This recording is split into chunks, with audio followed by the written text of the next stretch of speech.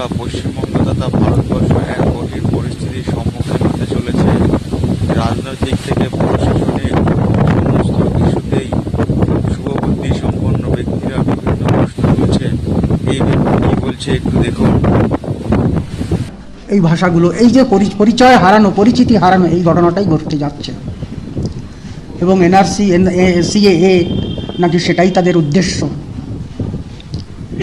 আমাদের সামনে খারাপ দিন, অতিশয় খারাপ দিন অপেক্ষা আমাদের করা উচিত। রাজনৈতিক নেতারা আমাদের, তারা দলদাস হয়ে আছেন, তারা মুখ খোলেন না, তারা মুখ খোলার সাহস রাখেন না। সুতরাং আমরা খারাপ সময়ের সামনে দাঁড়িয়ে আছি। করোনার থেকেও ভয়ঙ্কর, প্লেগ থেকেও ভয়ঙ্কর আমরা এমন দেশের এমন পরিবেশে এসে হাজির হয়েছি।